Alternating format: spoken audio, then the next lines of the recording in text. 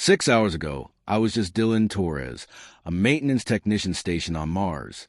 My days were spent fixing solar panels, adjusting atmospheric processors, and occasionally chasing rogue robotic pets out of ventilation shafts.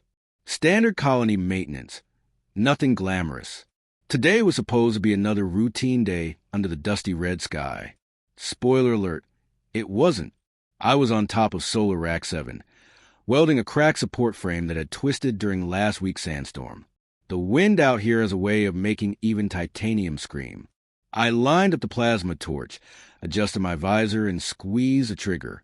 The familiar white-hot arc blazed alive, melting metal like butter. Satisfying work, really. Then it happened. The air above me shimmered with a weird electric hum. Imagine 1,000 robotic ducks quacking in panic, while someone angrily played a theremin.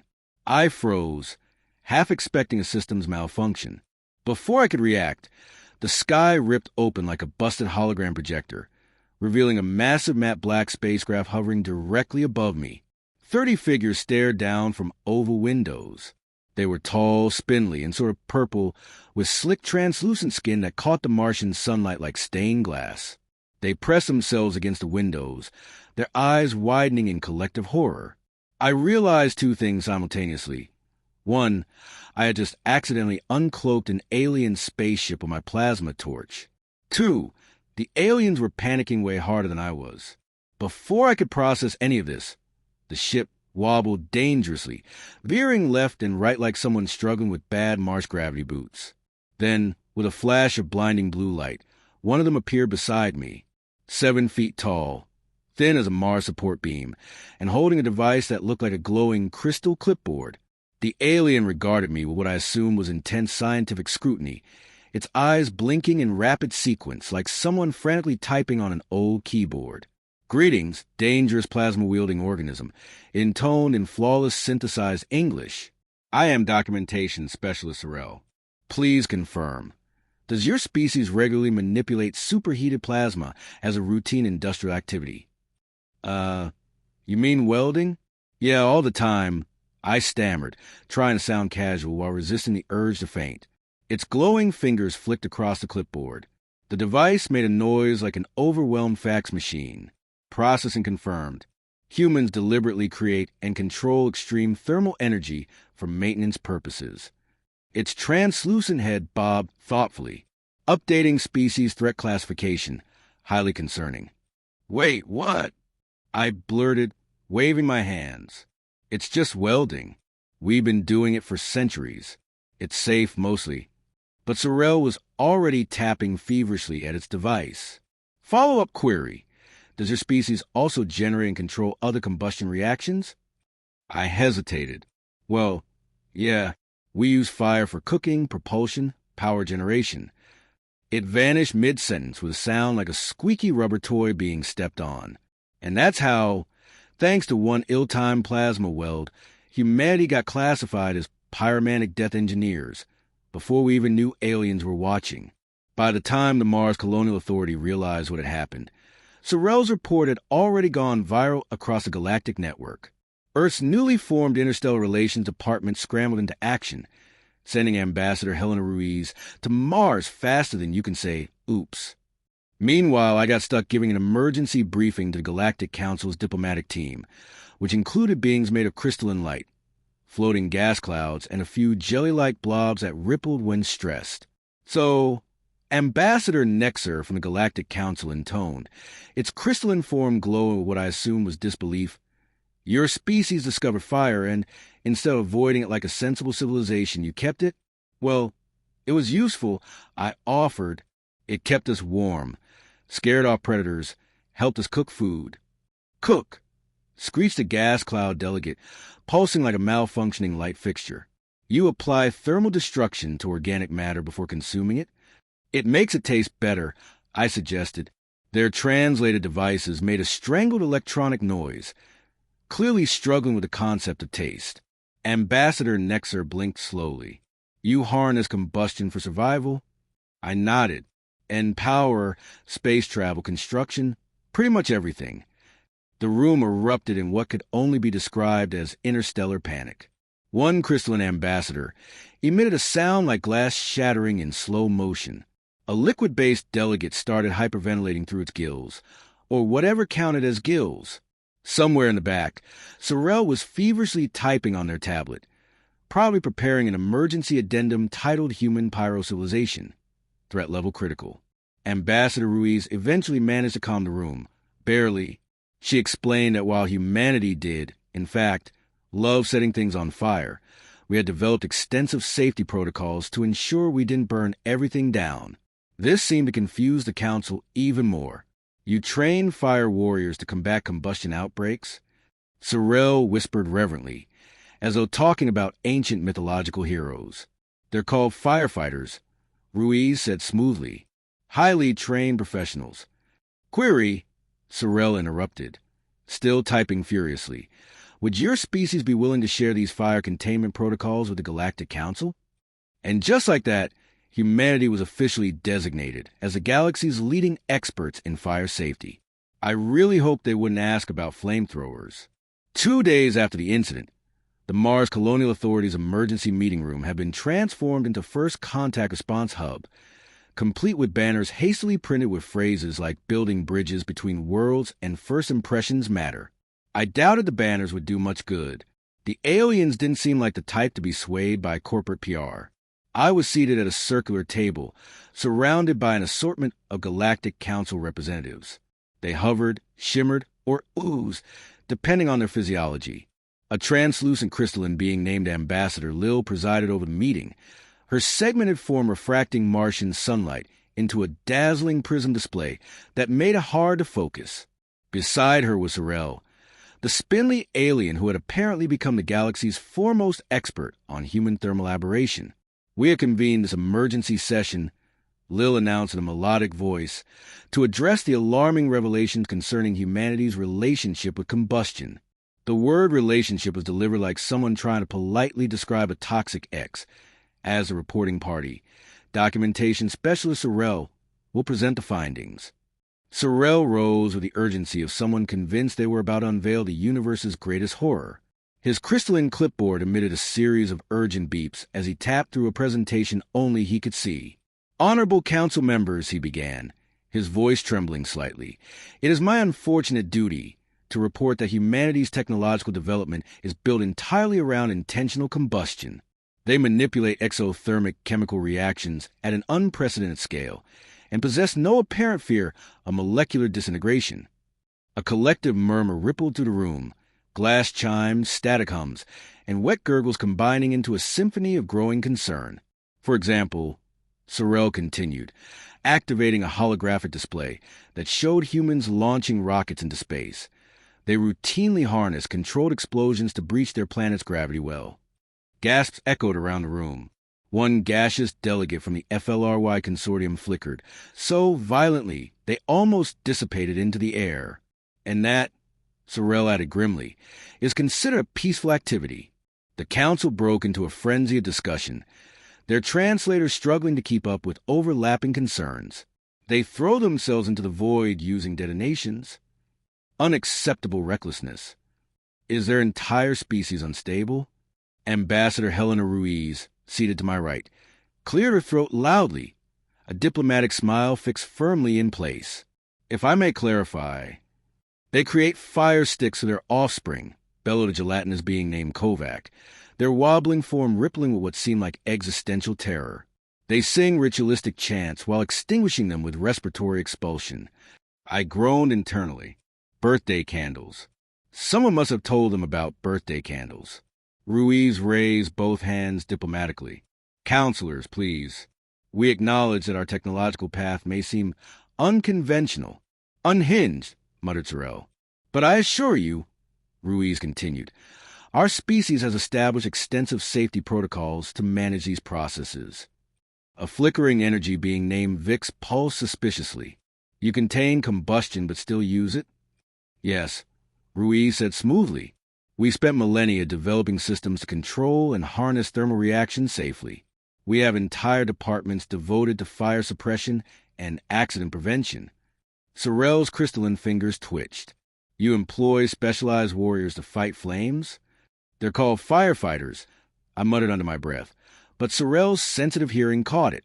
"Firefighters," he repeated reverently, as if invoking an ancient prophecy. "Ruiz sees a moment. We would be honored to share our safety protocols with the Council." The chamber erupted again. Some delegates appeared intrigued, others horrified. A shimmering blob that resembled molten glass whispered something to a crystalline colleague, who promptly shattered a small portion of themselves in apparent shock. Ambassador Lil raised her refracted appendages for silence. "If humanity is willing to provide its expertise, perhaps we can mitigate the risks associated with combustion technologies." Sorrel's tablet emitted a series of frantic chimes. "Proposal: initiate cross-species educational exchange focusing on thermal energy containment protocols." Ruiz inclined her head gracefully. "We are prepared to assist in any way we can." Before I could object, Lil declared, "The proposal is accepted. Humanity shall serve as the Galactic Council's official advisors on thermal safety." My stomach twisted into a Martian knot. This was escalating far too fast. We were one step away from being declared a hazardous species under quarantine, or worse, getting assigned permanent fire warden duty for the entire galaxy.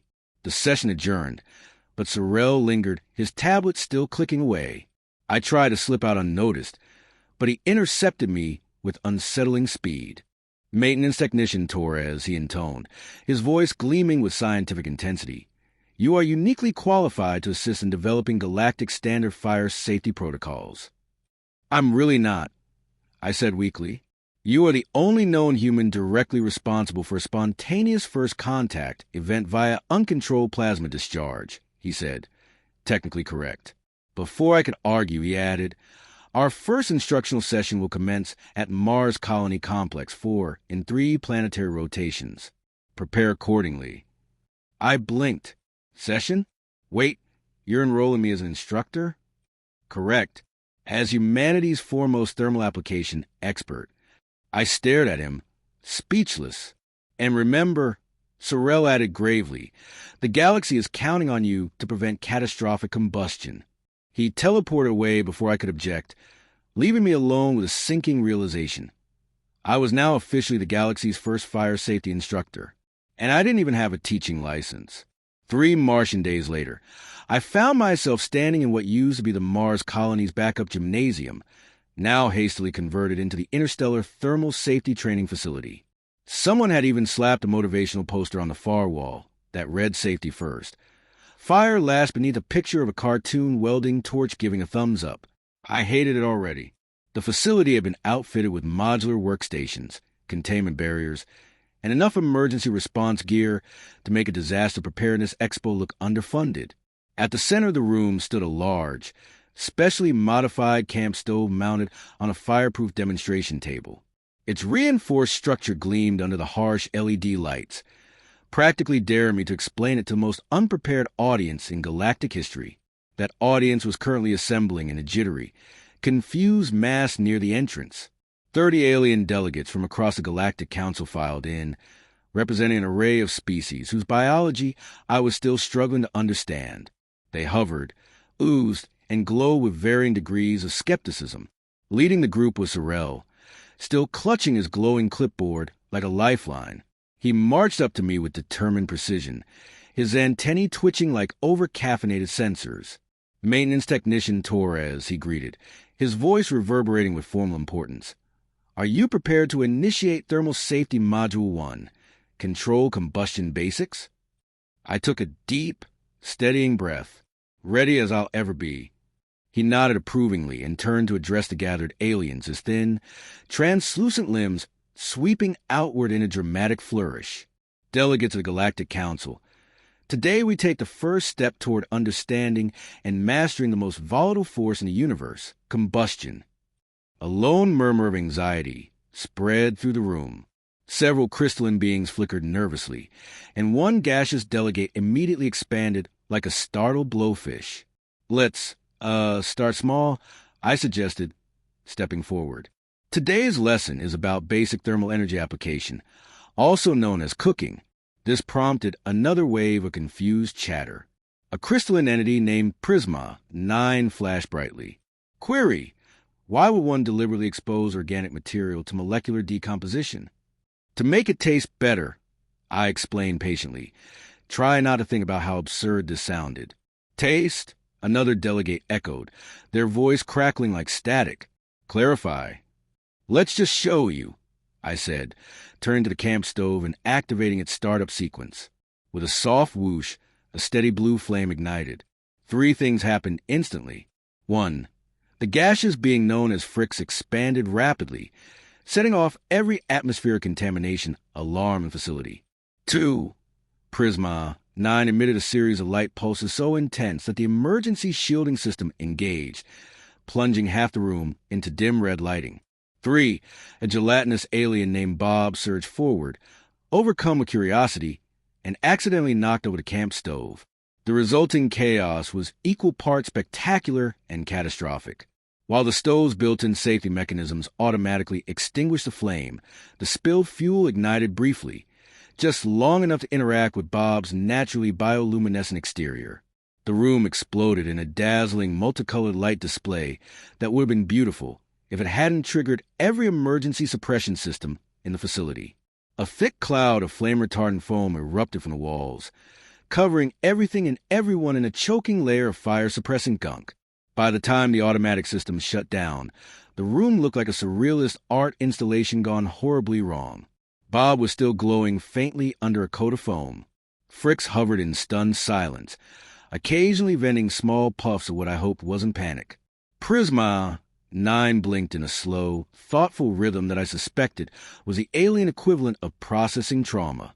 Standing in the middle of the chaos, drenched in sticky foam and deeply regretting every life decision that had led me here, I spotted Sorrel frantically taking notes on his clipboard with the manic energy of someone witnessing history in real time.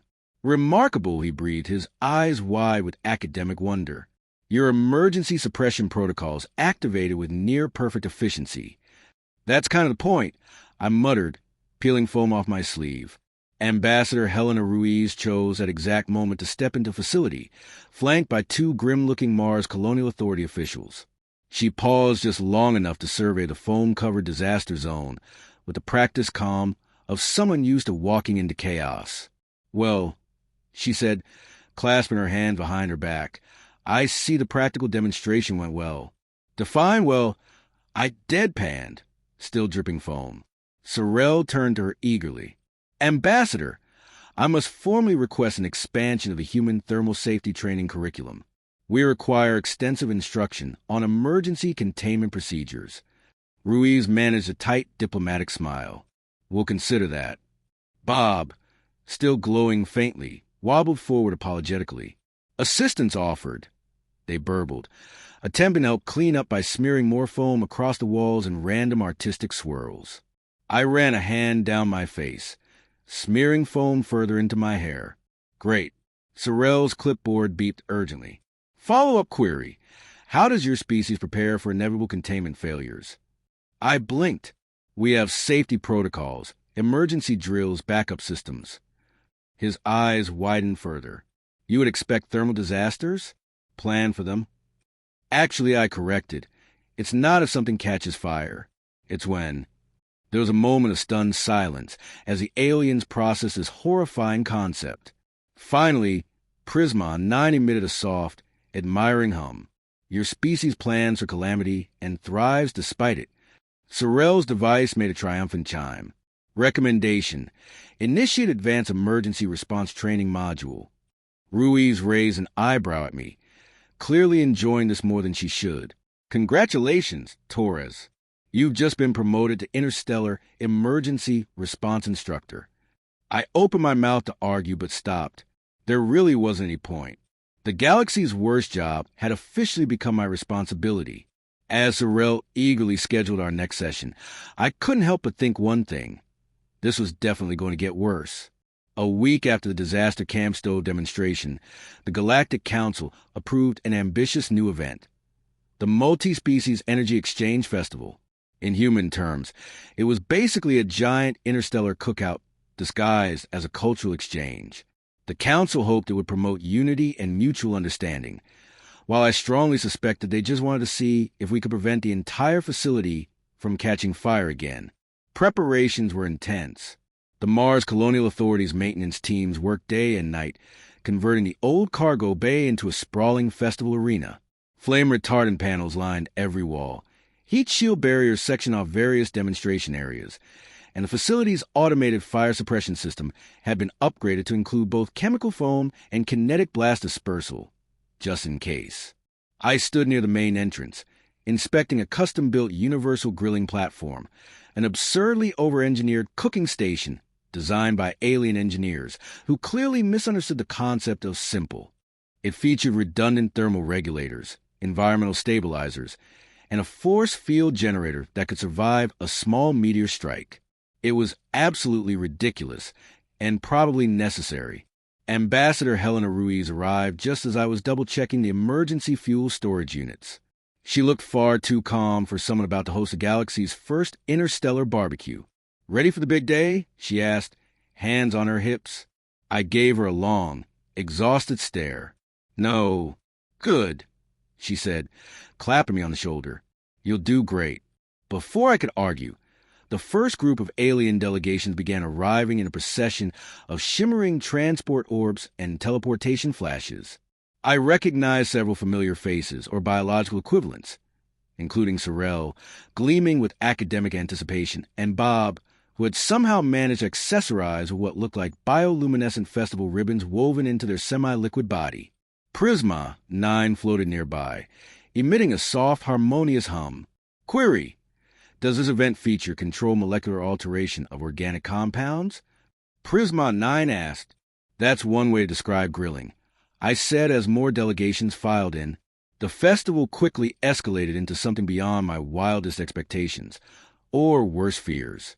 The arena buzzed with excitement as alien species set up booths showcasing their unique culinary traditions, energy-gathering rituals, and, to my growing concern, experimental cooking technologies. A living gas cloud from the FLRY consortium demonstrated a plasma infusion technique that involved superheating gases into edible vapors. A crystalline delegation hosted something resembling a solar-powered baking station, using precisely calibrated light refraction to cook mineral-based food structures. Even the gelatinous species had built what looked like a nutrient osmosis pool, where they slowly absorbed dissolved proteins while humming contentedly. Then it was our turn. I took a deep breath and stepped up to Universal Grilling Platform, flanked by Ambassador Ruiz, Sorrel, and an increasingly excitable Bob. "Welcome, everyone," Ruiz announced smoothly, her voice amplified by a universal translator array.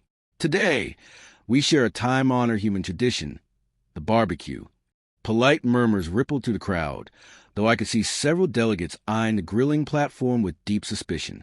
I activated the platform's ignition system, and with a soft hiss, a ring of controlled blue flames sprang to life beneath a heat-shielded cooking grate. Immediately, every nearby delegate flinched, or in Bob's case, vibrated with barely contained excitement. "This is a basic grill," I explained, gesturing toward the platform. "Humans use it to apply direct thermal energy to food, enhancing its flavor and texture." "Direct thermal application?" Sorrel whispered in awe, typing furiously on his ever-present clipboard. Ruiz nodded toward me. "Demonstration." I placed several pre-marinated cuts of synthetic Martian protein on the grill, letting them sizzle dramatically. A tantalizing aroma filled the air, prompting puzzled reactions from the alien crowd. Prisma 9 emitted a sharp pulse. "Sensory alteration detected. Is this an atmospheric signal for consumption intent?" "It's called smell," I explained awkwardly. "It's a preview of how the food will taste." Prisma 9 blinked slowly, clearly struggling to process this concept. As the meat cooked, I noticed Bob edging closer, pulsing with curiosity. "Assistance offered," they burbled. Before I could decline, they extended a semi-liquid appendage and attempted to help by adjusting the grill's flame intensity. Unfortunately, Bob's bioluminescent reaction to the heat triggered a feedback loop with a platform sensor array, causing the entire system to surge with wild, flickering flames. The universal grilling platform erupted into a dazzling multicolor firestorm that lit up the entire arena like an apocalyptic fireworks display. Panic swept through the crowd. A crystalline ambassador emitted a piercing alarm sound, while the gaseous FLRY delegates promptly dispersed into the upper atmosphere in terror. Firestorm protocol initiated. Blared the facility's automated security system. Override! Override! I shouted, scrambling for the emergency controls. Ruiz leapt into action, activating the backup suppression system, while Sorrel recorded everything with increasing manic enthusiasm. Bob, still glowing like a living neon sign, frantically waved their tendrils in apology. With a final whoosh, the automated suppression system deployed, smothering the runaway flames with a wave of fire-retardant foam. The crowd fell into stunned silence, staring at the now-smoking grilling platform. I braced for outrage, humiliation, maybe even an official quarantine order for Earth. Instead, they cheered. Spectacular! Prisma! 9 flashed in delighted pulses. Controlled thermal chaos mastered. Sorrel shouted triumphantly. Bob emitted a series of joyful bioluminescent fireworks, clearly thrilled by the spectacle. Ambassador Ruiz smiled coolly. And that, distinguished guest, is why humans plan for every possibility. The Galactic Council delegates erupted into enthusiastic discussion, already drafting proposals for interspecies fire safety partnerships. Someone even suggested turning the entire festival into an annual event. I slumped against the nearest support beam, too exhausted to care. The universe's first interstellar barbecue had ended in spectacular chaos, and somehow we'd won. Good work, Torres, Ruiz said, smirking. Ready for the next one? I stared at her, still dripping fire-retardant foam. Absolutely not.